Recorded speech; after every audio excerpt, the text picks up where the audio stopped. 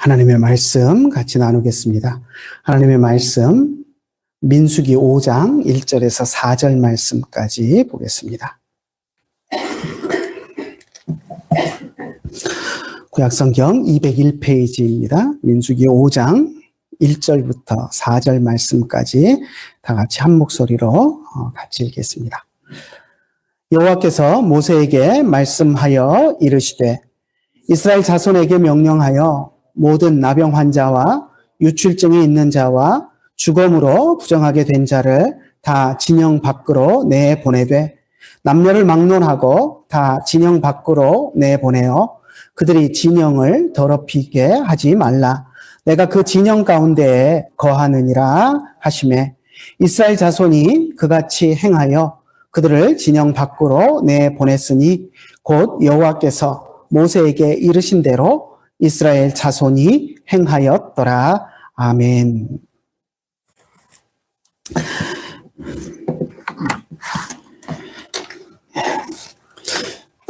오늘 우리가 읽은 민수기 5장 1절에서 4절 말씀을 가지고 진영 밖으로라는 제목을 붙여보았습니다.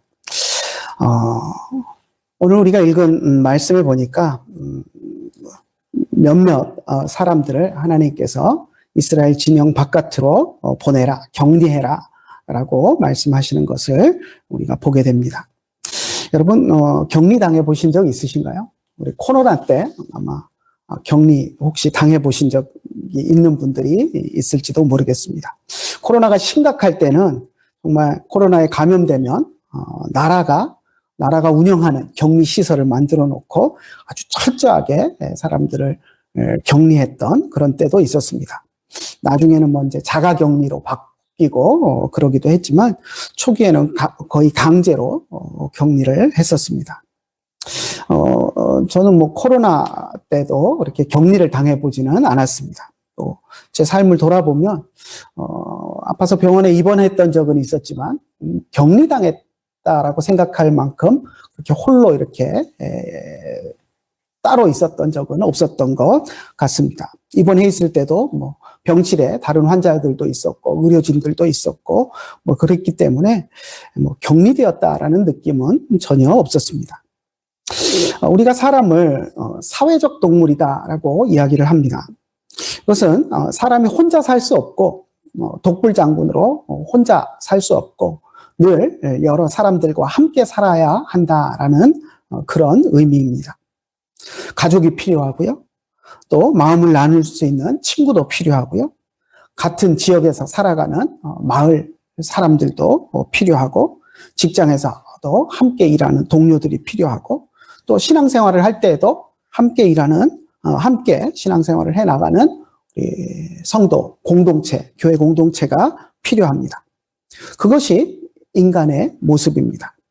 그런데 어느 날 갑자기 모든 관계를 끊고 격리를 하라라고 한다면 정말 당황스럽고 견디기가 쉽지 않을 것입니다.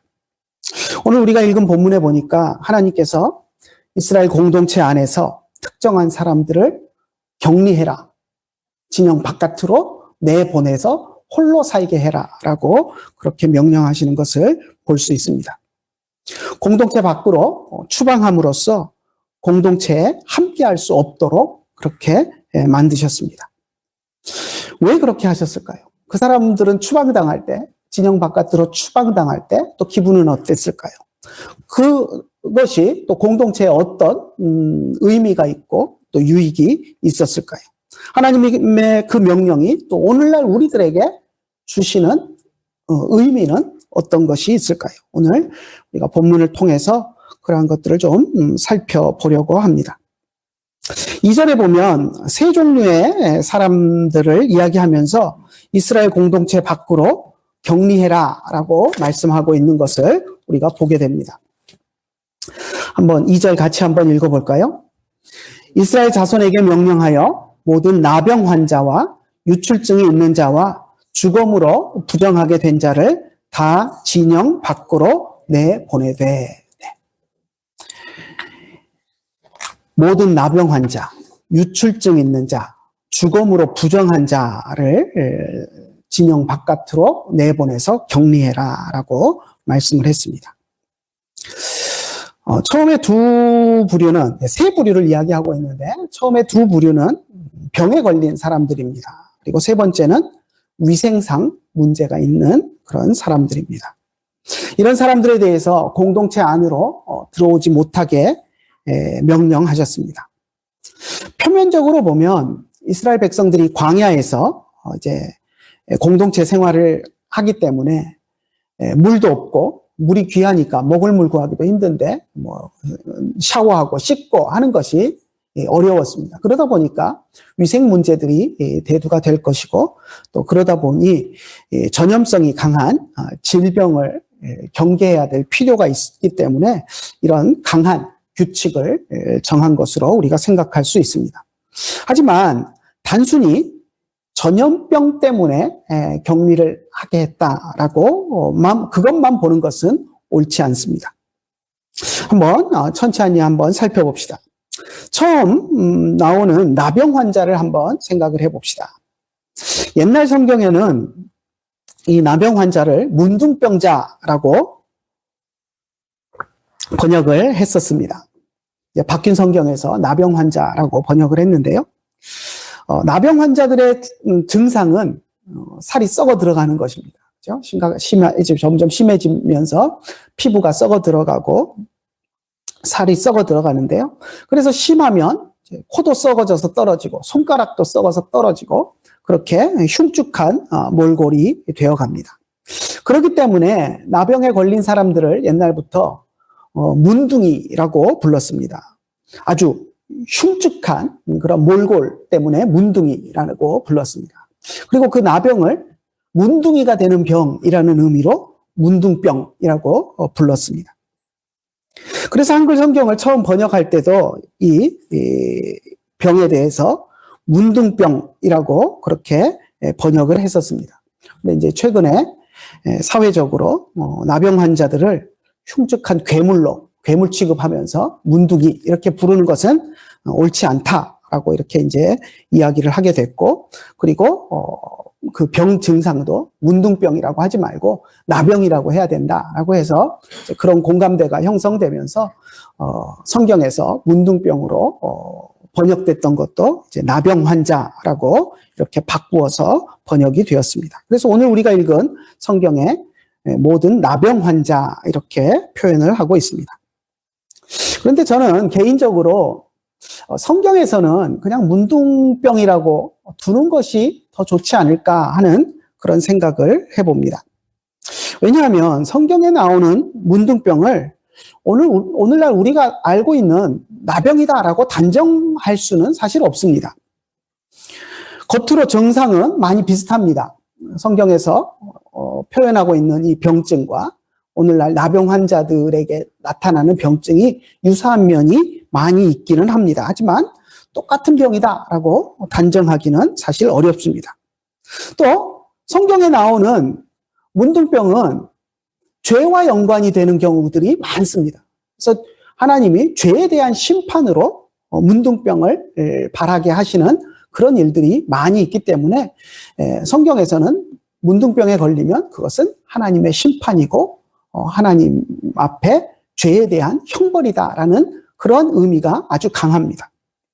그런데 오늘날 나병을 우리가 죄와 연관시켜서 생각할 수는 없습니다. 나병에 걸렸다고 죄 받아서 죄값으로 나병에 걸렸다 이렇게 이야기할 수는 절대 없습니다. 아무리 병의 모습이 흉측하다고 해도 오늘날 나병 환자를 죄지어서 몹쓸병에 걸렸다라고 말해서는 절대 안 됩니다. 나병은 죄와 상관없이 누구라도 걸릴 수 있는 육신의 질병일 뿐입니다. 그런데 성경에 나오는 문둥병은 분명히 죄와 연관된 경우가 많습니다. 죄 때문에 저주를 받아서 생기는 병이라고 성경은 분명하게 이야기합니다. 그래서 성경에서 영적인 죄와 연관하여 말하는 문둥병을 오늘날 현대의학에서 이야기하는 나병으로 이렇게 1대1로 딱 해서 번역하는 것을 저는 맞지 않다라고 생각을 합니다. 오히려 성경에 나오는 병은 몹쓸병, 문둥병이라고 이야기하고 그렇게 번역하고 나병, 오늘날 현대의학에서 나병이라고 이야기하는 병과는 완전히 다른 병이다라고 이야기하는 것이 훨씬 더 낫지 않을까 하는 생각을 해봅니다. 성경에서 이야기하는 영적인 죄인 문둥병을 나병으로 번역하는 것이 오히려 오늘날의 나병 환자들을 인격적으로 모독하고 하는 것이 되지 않을까 하는 그런 생각들을 해봅니다. 그래서 그냥 문둥병은 그냥 저주받은 병으로 성경에 문둥병이라고 번역하고 나병과는 전혀 상관없는 병이다라고 이야기하는 것이 훨씬 더 나을 것 같다는 생각을 해봅니다. 한때 나병을 문둥병이라고 불렀던 적이 있었지만 그것은 잘못된 관점이고 나병은 성경에서 이야기하는 저주받은 문둥병과는 다르다라는 것을 강조하는 것이 오히려 더 낫지 않을까 하는 생각을 해봅니다. 사실 문둥병에 대한 규례는 레위기에도 나옵니다. 레위기에 나오는 문둥병에 대한 규례를 한번 읽어볼까요? 레위기 13장 45절 46절인데요. 한번 같이 읽어봅시다. 나병 환자는 옷을 찢고 머리를 풀며 윗입술을 가리고 외치기를 부정하다 부정하다 할 것이요 병 있는 날 동안은 늘 부정할 것이라 그가 부정한즉 혼자 살되 진영 밖에서 살지니라. 여기도 보면 나병 환자라고 번역을 해 놓았습니다. 이 구절을 정말 오늘날 현대 나병 환자들이 나병에 걸린 사람들이 읽으면 무슨 생각을 할까요? 나는 나병 환자니까 성경대로 나병 환자는 머리를 풀고 나는 부정하다라고 외치라고 했으니 내가 나병에 걸렸으니 나는 부정해서 나병에 걸렸다 그러고 외치고 있어야 될까요? 저는 그렇지 않다고 생각합니다.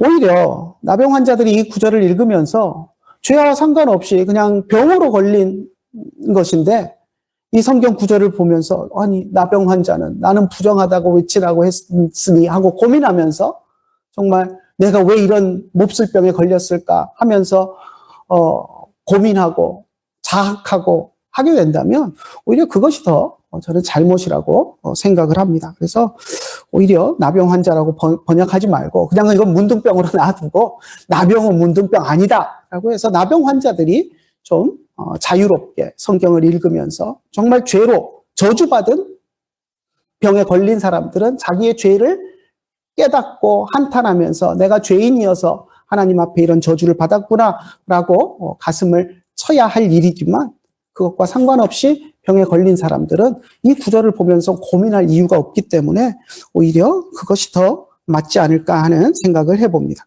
아무튼 이건 제 주장입니다. 하나님께서는 이스라엘 백성 가운데 이렇게 문둥병자가 생기면 그는 진영 밖으로 내보내야 된다라고 말씀하셨습니다. 첫 번째 이유는 전염성이 강하기 때문에 그렇습니다.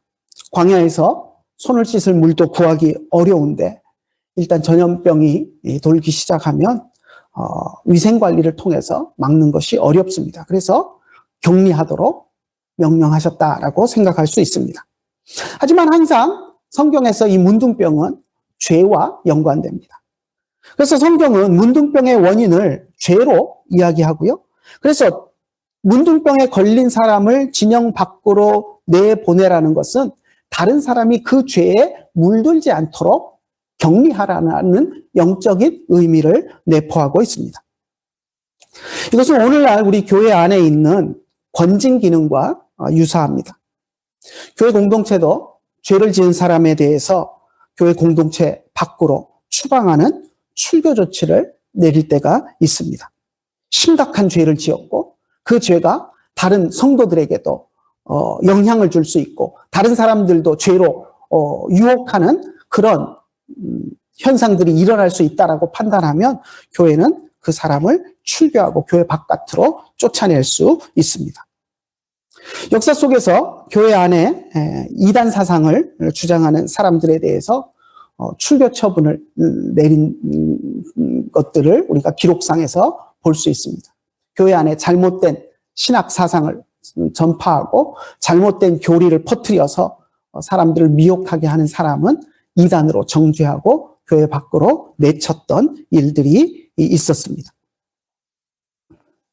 그래서 우리는 오늘 민수기 말씀을 읽으면서 이것이 광야에서 단순히 이스라엘 백성들이 위생 때문에 한 것이다라고 보는 것이 아니라, 그런 측면도 분명히 있지만 영적으로 이스라엘 공동체 안에 해악을 끼치는 그런 죄악을 범한 사람들도 격리를 하라는 그런 말씀으로 우리가 이해해야 하고, 오늘날도 교회 안에 하나님께서 죄를 퍼뜨릴 수 있는 그런 심각한 죄에 대해서는 격리하고 징계하고 교회 밖으로 내보내라라고 하는 그런 말씀으로 우리가 이해할 수 있습니다. 문둥병자가 진영 밖으로 그렇게 추방되었다가 병이 나으면 제사장이 나은 것을 확인하고 다시 들어올 수 있게 했습니다. 마찬가지로 오늘날도 교회 안에서 그런 심각한 죄를 지은 사람, 잘못이 있는 사람들은 교회 밖으로 추방하거나 어떤 징계를 내렸다가 또 회개의 정황이 보이고 하면 다시 교회 안으로 불러들이고 또 벌 주었던 것을 해제하고 하는 기능이 오늘날 교회 안에도 있습니다. 그래서 이런 것들이 오늘날 교회 안에 있는 권징 기능이고요. 또 우리 장로교회 안에서는 당회가 그것을 담당해서 기능을 하게 됩니다. 그래서 이런 오늘 민수기 말씀을 통해서 이스라엘 공동체 안에 있는 이러한 병증을 가진 사람들을 밖으로 내치라라고 한 것은 교회 안에도 죄로 물들고 죄로 사람들을 오염시킬 수 있는 그런 사람들에 대해서 분명하게 경계하고 또 그들을 교회 밖으로 내보내고 또 회개의 정황이 보이면 다시 교회 안으로 받아들이는 그런 권징의 기능으로 우리가 이해할 수 있습니다.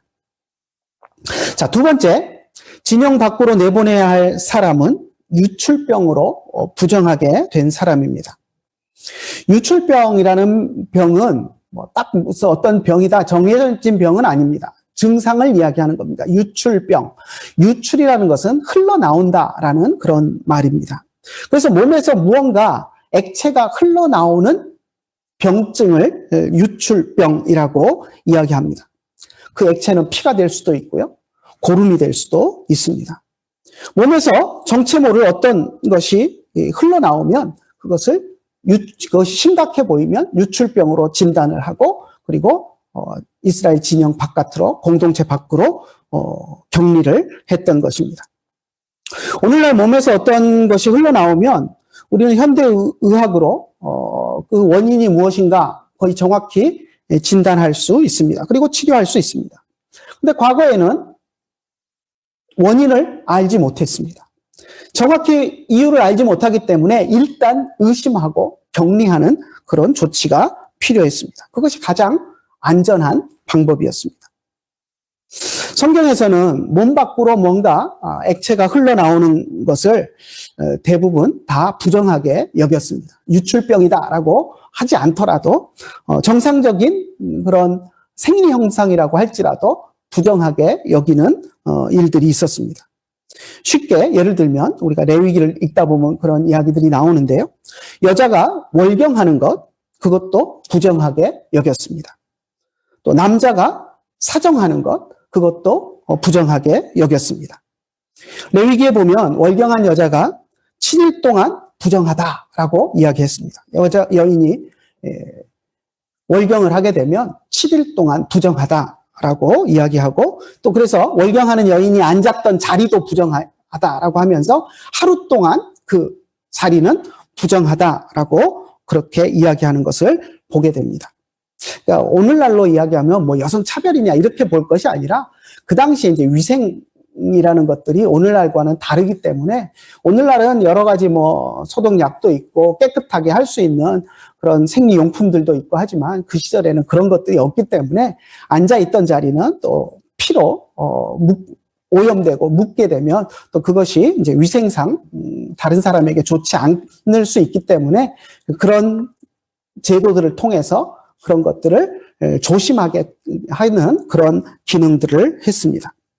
하지만 뭐 계속 부정한 것이 아니라 월경하는 여인이 이제 7일이 지나면 7일간 부정하고 7일이 지나면 또 몸을 물로 씻으면 또 옷을 빨고 하면 부정함이 없다, 정하게 되었다라고 인정을 받았습니다.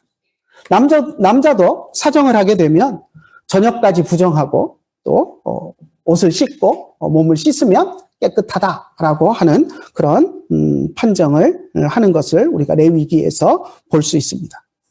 하지만 이렇게 월경이나 남성의 사정이나 이런 것들을 유출병이라고 부르지는 않았습니다. 이것은 원인을 분명히 알기 때문입니다.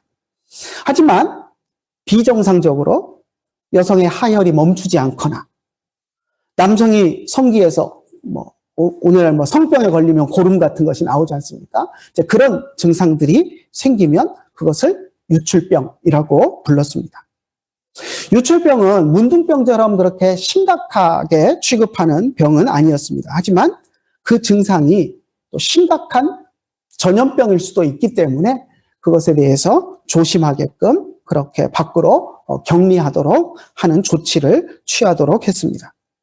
그래서 유출이 있는 사람은 격리가 필요했습니다. 일단 진영 밖으로 보내서 유출 증상이 멈출 때까지 보고 증상이 없어지면 제사장이 살핀 후에 다시 진영 안으로 들어올 수 있도록 했습니다. 여성의 경우는 정말 어떤 질병으로 인해서 하혈이 계속될 수도 있습니다. 하지만 특별한 질병이 아닌데 월경이 길어져서 피가 멈추지 않고 좀 오랜 기간이 가는 경우도 있습니다. 그런 경우에 유출병으로 오해를 받을 수도 있습니다. 남자도 불결한 성생활로 인해서 흉측한 성병에 걸려서 비정상적인 그런 고름이 나거나 하는 그런 증상이 나올 수도 있지만 그렇지 않았음에도 불구하고 이유를 알 수 없는 비정상적인 분비물이 계속 나오는 경우도 있을 수 있습니다. 하지만 원인이 어쨌든 알 수 없게 제사장이 볼 때 무슨 유출병이다라고 판단하면 본인은 좀 억울한 측면이 있을지라도 공동체를 위해서 격리하는 그 조치를 따라야 했습니다. 죄를 짓지 않았기 때문에 당사자로서는 좀 억울할 수도 있습니다. 하지만 공동체의 안전을 위해서 격리 조치를 따라야 했습니다. 오늘날도 교회는 공동체의 영적인 순수성을 보존하기 위해서 그런 권징을 시행합니다. 때로 교회의 권징을 받으면서 성도들 가운데 억울하다라고 하소연하는 분들이 있을 수도 있습니다. 자신이 죄를 짓지 않았는데 죄를 지은 것으로 의심받아서 징계를 받을 수도 있고 별로 심각한 죄가 아닌 것 같은데 벌이 좀 과하다라고 생각할 수도 있습니다.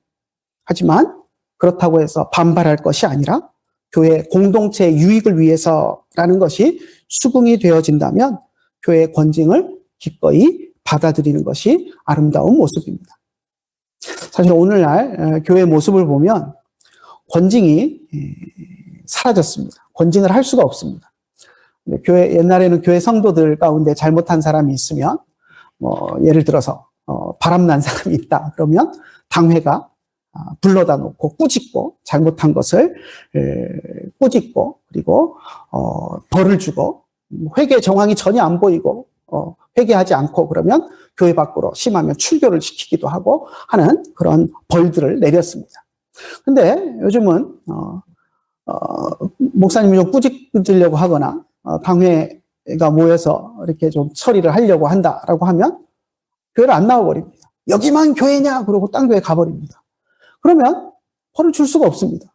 왜냐하면 교회 권징이라는 것은 우리 교회 공동체 안에 있는 성도들에게만 벌을 주는 것이고 그리고 제일 심하게 심각하게 줄 수 있는 벌이 교회 밖으로 쫓아내는 건데 자기가 그냥 여기만 교회냐 하고 교회를 떠나서 가버리면 교회가 할 수 있는 것이 아무것도 없습니다.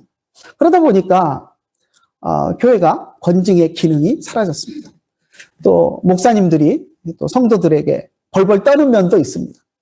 괜히 이거 혼냈다가 또 마음 상해가지고 교회 안 나오고 떠나면 어떡할까 하니까 잘못하는 게 눈에 보여도 말도 못하는 목사님들이 많이 있습니다. 왜? 성도 한 사람이 자리를 채워주는 한 사람이 귀한데 괜히 심기 불편하게 했다가 떠나면 한 사람 전도해서 오기도 힘든데 하는 생각을 하게 되면 꾸짖을 일이 있어도 꾸짖지도 못하고 그냥 오냐. 오늘날 부모들이 그렇잖아요. 자녀들, 옛날에 자녀 많을 때는, 자녀들이 잘못하면 화초리도 들고 했는데, 요즘 자녀들 하나밖에 없고, 둘밖에 없고, 그러니까, 오냐 하면서 키우는 것처럼, 약간 사회가 그렇게 되어 가는 것 같습니다. 그래서 좀 안타까운, 그런 면들이 있습니다. 아무튼, 그렇지만, 교회가 결단을 내리고, 징계를 할 때에는 성도들이 자신이 좀 억울하다라고 할지라도 교회 공동체의 유익을 위해서 따르는 것이 맞습니다. 오늘날 교회는 교회 공동체의 영적인 순수성을 보존하기 위해서 권징을 시행합니다. 하지만 또 권징을 받으면서 또 억울하다고 하소연하는 사람들도 있을 수 있는데요.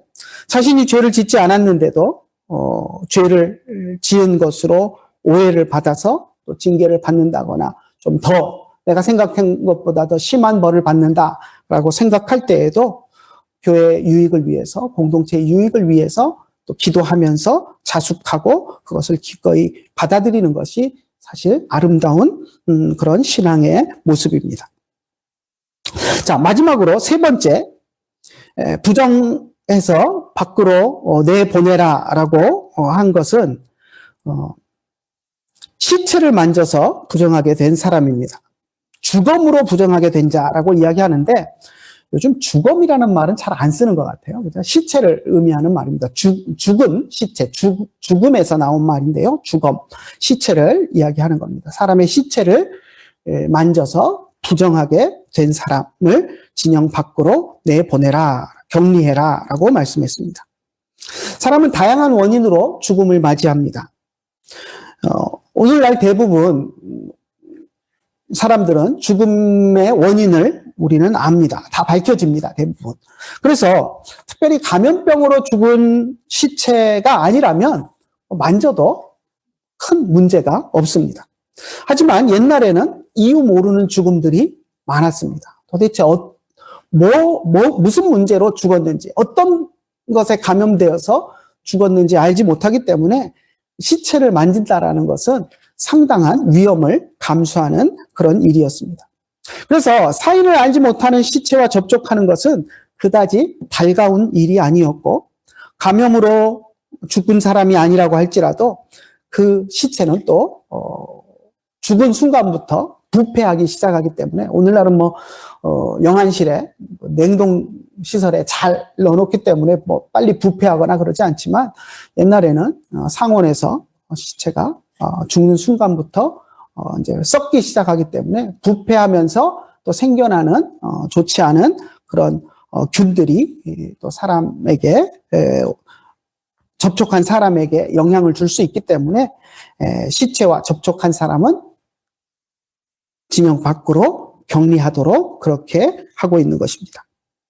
우리는 이러한 격리, 나병 환자나 문둥병이죠. 문둥병, 그리고 또 유출병 있는 사람, 그리고 시체를 만진 사람, 이런 사람들을 격리하는 이 원리를 단순히 위생이, 광야에서 위생이 중요하니까 저랬지라고 이해할 것이 아니라 우리는 영적인 원리를 가지고 바라보아야 할 필요가 있습니다.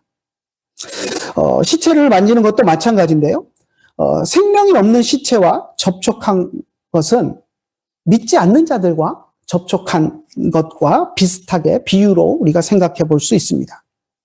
성도들은 교회 공동체 안에서 성도들과 함께 교제하면서 신앙생활을 해나가야 됩니다. 그럴 때 우리가 우리의 영적인 거룩함을 더 잘 유지할 수 있습니다. 하지만 믿지 않는 사람들과 접촉하다 보면 우리도 모르는 사이에 죄에 오염되는 경우들이 있습니다. 믿지 않는 자들의 죄악된 문화에 동화되어서 죄를 지을 가능성이 커지는 것입니다. 저도 사실 고등학교 동창회를 대학 다니면서 한 번도 한 번 갔다가 그 다음부터 가지 않게 됐는데, 그 이유가 처음에는 고등학교 이제 또 전통이 있는 고등학교고 선후배 이런 것들이 잘 돼 있으니까 대학 때 아무 생각 없이 동문회 한다고 광고 붙고 그러니까 이제 갔습니다. 그런데 갔더니 술판 문화입니다. 술만 부어라 마셔라, 그거 외에는 아무것도 없어요. 그러니까 가봐야 또 선배들이 술잔을 주는데 거절하고 앉아있기도 쉽지 않고, 그러니까 안 가는 게 상책이다 그러고, 그다음부터는 고등학교 동문회를 한 번도 가지 않았습니다. 왜냐하면 가면 그 자리에 앉아서 술 안 먹겠다고 버텨도 어쨌든 그 문화 속에 몇 시간을 앉아 있다 보면 나도 모르는 사이에 술을 한두 잔 먹든지 술은 안 먹더라도 뭔가 그 속에서 세상 문화 속에서 하나님이 원치 않으시는 일들을 하게 되기 때문입니다. 그래서 이렇듯 세상 문화와 접촉을 하게 되는 사람들, 그것을 우리가 죽음을 만진 생명이 없는 사람, 생명이 없는 시체를 만진 것과 비슷하게 우리가 영적으로 생각해 볼 수 있습니다. 우리는 생명이 없는 세상 사람들과 접촉하는 것을 가급적 피해야 합니다. 그리고 그들과 함께 접촉하고 생활했다면 그 과정에서 내가 그들과 어울리면서 하나님이 싫어하시는 일을 한 것은 없는지, 죄에 물들지는 않았는지, 나도 모르는 사이에 그 사람들의 죄악된 문화에 오염돼서 내가 뭔가 죄악된 일을 하진 않았는지 끊임없이 돌아보고 점검해야 합니다. 과도하게 세상과 짝해서 살고 있는 성도가 있다면 또 교회는 권징하고 권면해야 합니다. 물론 우리가 세상과 담쌓고 살 수는 없습니다. 직장도 다녀야 하고 세상 속에서 우리가 믿지 않는 사람들과 섞여 살 수밖에 없습니다. 하지만 너무 과도하게 세상 사람들과 어울려서 부어라 마셔라 노래방 가서 노래하고 고성방가를 하면서 그렇게 여기저기 흘려다니면서 잘못된 문화에 휩쓸려 다닌다면 그냥 뭐 요즘은 좀 덜한 것 같아요. 요즘 젊은 사람들은 회식 문화 이런 것들이 옛날과는 달라가지고 저희 때만 해도 이제 제가 다녔던 회사는 그래도 이제 신세대들이 많이 다녔던 특수한 회사라 회식을 가도 저 술 안 먹습니다라고 당차게 이야기하는 젊은 사람들도 있었고 또 그런 문화들이 뭐 강제로 하고 하는 문화들은 없었습니다. 그런데 옛날에는 그런 것들이 많았습니다. 요즘 뭐 젊은 사람들은 회식 자체도 저는 회식 못 갑니다. 자기 일이 있으면 아주 당당하게 이야기하고 해서 회사가 뭐 회식 문화가 사라지고 있다. 뭐 그래서 밤에 그 회식으로 옛날에는 뭐 2차, 3차 막 이렇게 가면서 술집으로 노래방으로 막 이렇게 유흥 시설들이 번창하고 그 회식비로 그런 업소들이 살아남고 그랬는데 거의 다 그런 유흥 시설들이 죽을 지경이다 하는 뭐 그런 뉴스들도 듣게 됩니다. 하지만 뭐 요즘 젊은 세대들은 이제 그런 자기 표현들을 잘 하는 것 같아요. 그런데 옛날에는 그렇지 않았습니다. 끌려다니다 보면 2차 술집, 3차 뭐 방석집, 4차 뭐 사창가까지도 이렇게 이어지는 경우들이 꽤 있었습니다. 그런 문화 속에서 세상 사람들과 짝하여 살면서 죄를 짓는 사람들은 또 교회 안에서 권징하고 해야 할 필요들이 있습니다. 이것이 오늘 말씀을 통해서 하나님께서 우리에게 주시는 교훈입니다. 교회가 거룩해야 하는 이유는 거룩하신 하나님께서 교회 가운데, 우리 가운데 거하시기 때문입니다. 하나님께서 이스라엘 백성들에게 문둥병자나 유출병 있는 자나 시체를 만진 사람들을 진영 밖으로 격리해라 라고 말씀하신 것도 이스라엘 진영 안에 거룩하신 하나님이 계시기 때문입니다. 우리 3절 한번 같이 읽어볼까요? 남녀를 막론하고 다 진영 밖으로 내보내요. 그들이 진영을 더럽히지게 하지 말라. 내가 그 진영 가운데 거하느니라 하시며 거룩하신 하나님이 이스라엘 진영 가운데 거하시니 그 진영을 더럽히지 말고 순수하게 보존해라 라고 말씀하신 것입니다. 마찬가지로 오늘날도 교회 가운데, 교회 공동체 가운데 하나님이 거하시기 때문에 우리는 교회 공동체를 거룩하게 보존해야 합니다. 교회 가운데 죄를 짓는 사람이 있으면 꾸짖어야 하고 심하면 그 죄가 해결될 기미가 보이지 않으면 교회 밖으로 추방하는 출교 조치까지도 내리면서 교회의 순수성을 보존해야 합니다. 그런데 요즘 보면 교회가 사람들을 뭐 이렇게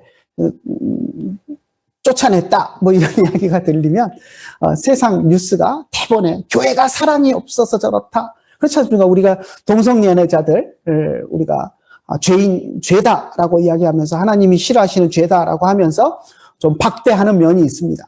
우리가 동성연애자들을 그렇다고 인간이 아니다라고 인격적으로 모욕하거나 그러지 않습니다. 하나님이 하지 말라고 하신 죄를 지은 것이기 때문에 도둑질한 것이나 살인한 것이나 동성연애한 것이나 다 하나님이 싫어하시는 죄를 지은 것이고, 또 교회 안에 그런 사람이 있으면 그건 죄다라고 분명히 이야기하고 회개해라. 그리고 그런 행동은 다시는 하지 말아라 라고 이야기하는 것이 우리 교회가 해야 할 일입니다. 그렇지 않습니까? 도둑질한 사람이 교회 안에 있으면 도둑질은 하나님이 싫어하시는 것이니까 하지 말아라 라고 해야지, 너는 원래부터 도벽이 있으니까 괜찮아, 너는 도벽이 있으니까 도둑질은 네 성향이야, 그러니 도둑질 계속 해도 돼, 이래야 됩니까? 아니지 않습니까? 우리가 동성연애자를 대하는 것도 마찬가지입니다.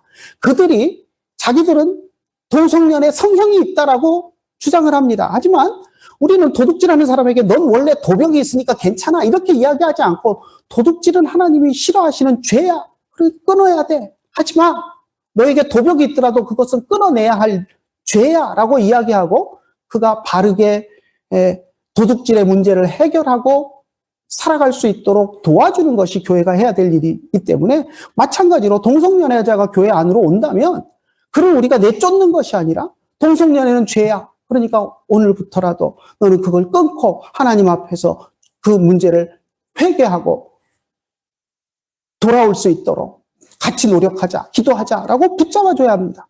그런데 그 죄를 못 끊어내면 어떻게 해야 됩니까? 교회 안에 그런 동성연애가 퍼져나가는 것을 우리는 그냥 둘 수 없기 때문에 교회 밖으로 내보내야 합니다. 그것이 성경이 우리에게 이야기하는 것입니다. 교회는 거룩한 하나님이 계시는 곳이기 때문에 거룩하게 유지해야 한다는 것입니다. 하나님께서는 광야에서 이스라엘 백성 공동체가 거룩한 신앙 공동체가 되기를 원하셨습니다. 물이 귀하고 먼지가 날리는 광야 생활의 특성상 청결을 유지하기가 쉽지 않았습니다. 그래서 전염성 있는 병들을 철저히 통제하고 관리할 것을 명령하셨습니다. 필요하면 진영 밖으로 내보내는 격리할 것을 명령하셨습니다. 이것은 육체적인 질병에만 해당되는 것이 아니라 영적으로도 이스라엘 백성은 하나님 앞에 거룩함을 유지해야 된다라는 교훈을 우리들에게 주는 것입니다. 이것이 이스라엘 공동체를 하나님의 백성으로 거룩하게 하나님의 백성의 공동체로 유지하는 그러한 방법입니다. 교회도 마찬가지입니다. 초대교회 때, 그래서 초대교회 때는 죄를 지은 사람들이 교회 앞에 나와서 공개적으로 회개했습니다. 내가 지난주에 이런 죄를 지었습니다 하고 공개적으로 회개하면, 또 성도들이 그 사람을 위해서 기도해주고 그 회개를 받아주고, 또 그 사람이 그런 죄를 짓지 않도록. 사실 공개적인 죄의 고백은 많은 유익이 있습니다. 왜냐하면 나 혼자만 내가 어떤 죄를 지은 것을 알고 있으면 다른 사람들 몰래 숨어서 또 그 죄를 지을 수 있습니다. 그런데 내가 공개적으로 내가 이런 죄를 지었습니다 하고 하나님 앞에 회개합니다라고 공개하면 사람들이 이제 다 알게 되잖아요.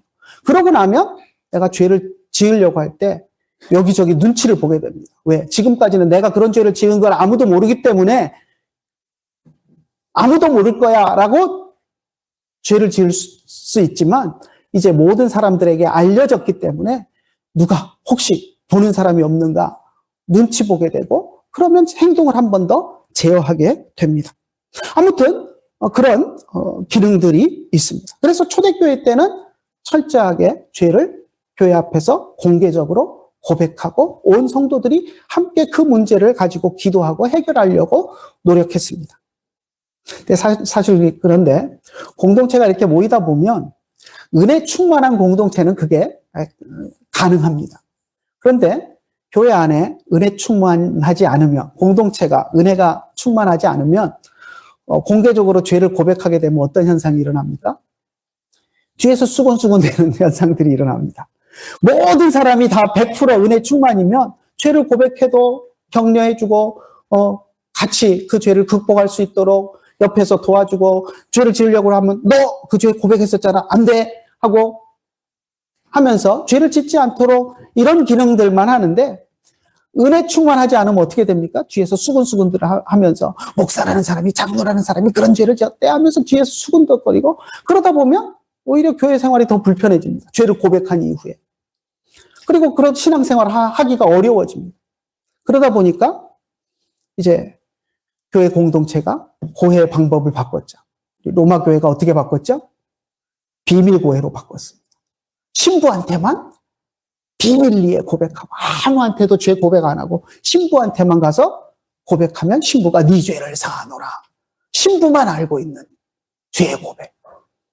원래는 교회 공동체 앞에서 죄 지은 것을 고백하고 모든 사람의 앞에서 내 죄를 공개하고 다시는 그런 죄를 짓지 않도록 노력하는 삶을 살았던 그것이 이제 신부만 아는 죄가 되었습니다. 그러다 보니까 중세 말에 어떤 현상들이 일어났습니까? 신부들이 성도들의 모든 죄를 다 알고 있잖아요. 비밀리에 와서 나한테만 고백한 죄.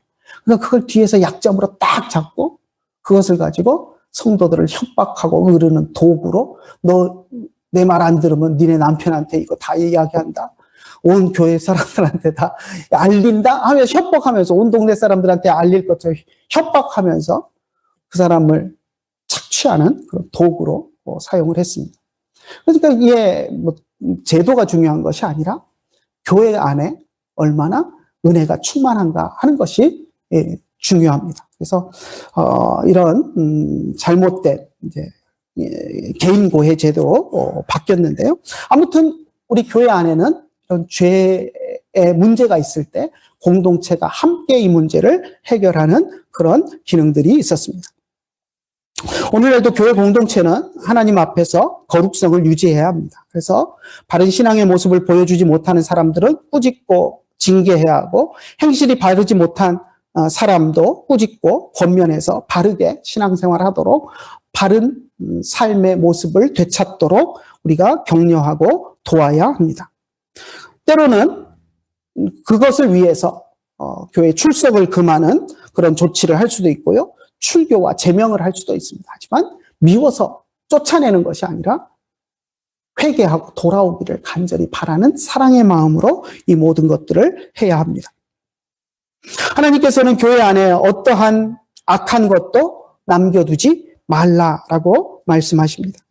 그래서 바울이 데살로니가 교회 성도들을 향해서 악은 모든 모양이라도 버리라라고 이야기를 했습니다. 데살로니가전서 5장 22절에 보면 악은 어떤 모양이라도 버리라. 교회 공동체 안에 악한 모습, 죄악된 모습이 있어서는 안 된다라고 이야기를 하고 있는 것입니다. 여러분은 어떤 모습으로 살아가고 계십니까? 하나님의 거룩한 백성으로, 거룩한 모습으로 살고 계십니까? 하나님의 백성으로서 부끄럽지 않은 모습으로 살아가는 여러분들이 되시기를 간절히 축원합니다. 혹시라도 하나님의 백성으로서 떳떳하지 못한 모습으로 산 것이 있다면 하나님 앞에 회개하고 또 주변에 믿을 만한 또 믿음의 동역자들에게 내가 이런 죄가 있어 라고 고백하고 내 힘으로 극복하기 힘들어 함께 기도해줘 라고 고백하고 또 우리 성도들도 그런 이야기들을 들으면 남의 죄의 고백을 들으면 뒤에서 수근덕거리고 손가락질 할 것이 아니라 위에서 기도해주고 그 사람이 그 죄의 문제를 극복할 수 있도록 같이 기도하고 교회 공동체가 아름답고 거룩해질 수 있도록 함께 힘이 되어주는 여러분들이 되시기를 간절히 축원합니다. 그래서 우리 교회가 오늘날 한국 교회 물론 한국 교회뿐만 아니라 교회가 지금 권징의 기능을 잃어버린 그런 안타까운 모습이 있지만 교회 안에서 우리가 서로 아름다운 교회 공동체를 회복하고 서로 바른 신앙의 모습으로 살아갈 수 있도록 권면하고 잘못한 것은 서로 꾸짖고 또 위로하고 또 바르게 살아갈 수 있도록 격려하면서 신앙 공동체를 만들어가는 우리 제기동교회가 되었으면 좋겠습니다. 기도하겠습니다. 하나님 아버지 은혜를 감사합니다. 저희들을 사랑하여 주시고 하나님의 백성 귀한 교회 공동체로 세워주심을 감사를 드립니다.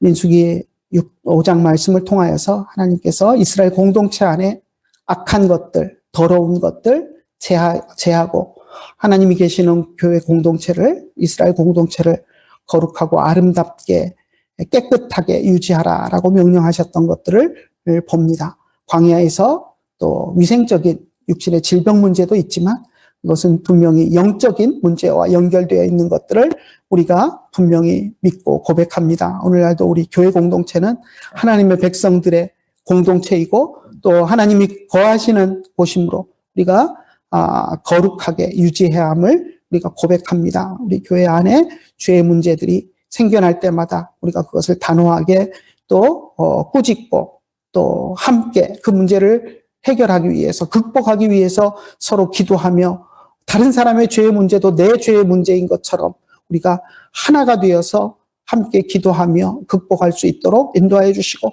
미워하는 마음이 아니라 사랑의 마음으로 서로 격려하고 또 권면하고 또 꾸짖고 징계하며 아름다운 교회 공동체를 세워나갈 수 있도록 은혜를 더하여 주시옵소서. 오늘도 귀한 말씀을 우리에게 주심을 감사드리며 우리 주 예수님의 이름으로 기도드리옵나이다. 아멘.